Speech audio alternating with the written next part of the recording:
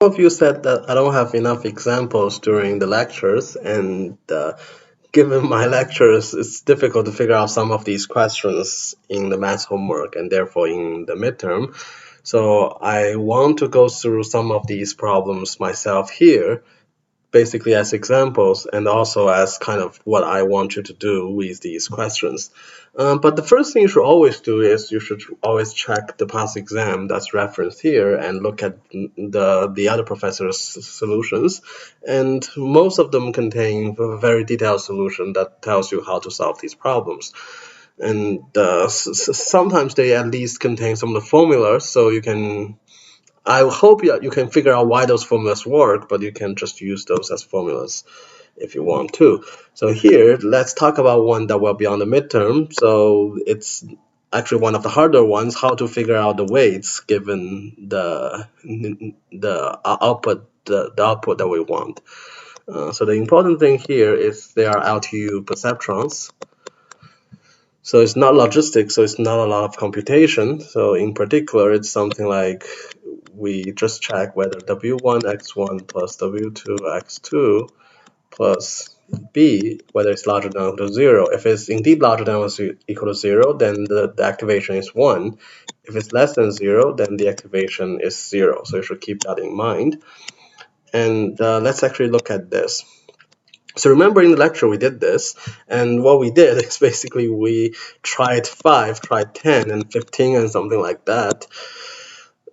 Here, it's not a good way to do this because you are not given choices, and you will not be given choices during the midterm, so you should have some way of systematically figuring these out.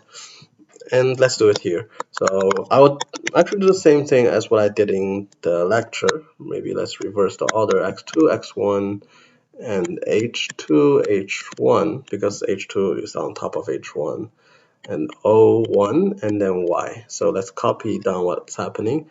0, 0, 1, 0, because I'm reversing x1 and x2. 0, 1, and 1, 1. And let's see what we want. Y is 0, 1, 0, 1. Okay. So ideally, we want the O to be 0, 1, 0, 1 as well, but let's not write it for now. Oh, and another thing I got complaining is like you cannot see what is what. But on the website, you can drag around these nodes and figure them out. Let's actually write them down somehow. So I think this is 0.12, and let's just erase them. This is 0.3. And these two are really hard to figure out which one. This is 0.5 is this, 0.5, and this is 0.01, and that one is 0.26. Okay, so you get all the weights, and let's activate them. So the first one to activate is 0, 0, so put 0, 0 here, and let's activate them. 0 times minus whatever, 0 times something, and minus 0.14. So at the end, this is basically minus 0.14, so it's 0. Remember, anything less than 0 is 0, anything larger than 0 is 1. Let's do the other one. 0 times minus 0.5, 0 times 0.26, and the bias is positive 0.12, so it's positive at the end, 1. Let's continue with the next one, 1 and 0. So let's put 1 here and keep it 0 here. So now let's do some computation. So first H2 is 1 times 0.3 plus 0 times minus 0.01 plus minus 0.14. So it's just this, subtract that, so it's positive, so it's 1 here.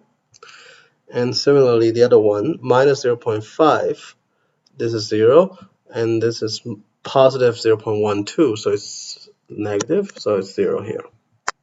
Let's do another 2, maybe. 0 and 1, so the first one is 0, second one is 1.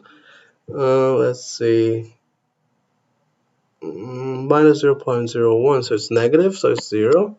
And the other one is plus 0.26 plus 0.12, so it's positive, so it's 1. Okay, looks like the same.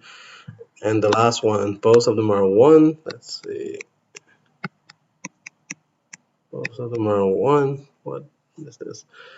First H2 is the sum of these 3 weights, basically, and it seems it's positive, so it's 1. And the sum of the other 2 weights, other 3 weights, minus 0.5 is larger than both of these, so I mean the sum of these, so it's negative, so it's 0. Okay, so it seems we get something like this. We want to figure out what this weight is, so that when we activate them, the result is these 4. So actually we have 2 constraints here. For some of your numbers, so because given your ID, these numbers are different, and also all of these numbers are different, but in particular these numbers are different, so you may get more constraints. Here we only have 2 of them. We have 0, 1 must be mapped to 0, and 1, 0 must be mapped to 1. And the other 2 are the same, so we are not going to worry about them. And let's actually do that. 0, 1 should be mapped to 0. So here 0, here 1. So it's 0 times minus 0.27 plus 1 times our W plus, remember there is the bias term as well, should be mapped to 0. So it's less than 0. So that's our first equation. And the other equation is 1 times this plus 0 times that. Actually, this is not useful. Plus 0.57 is larger than equal to 0 because the activation is 1. Let's first check if the second one is actually correct.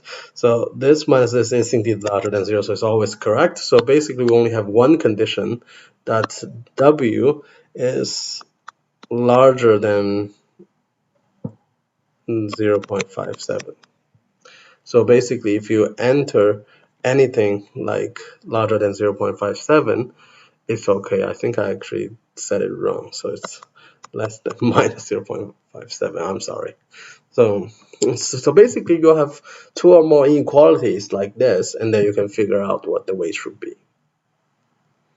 And remember, on the midterm, when you click the grade button, it will not show your grade, so you cannot actually guess a lot of them and then see which one is correct. So you do need to figure out these things this way.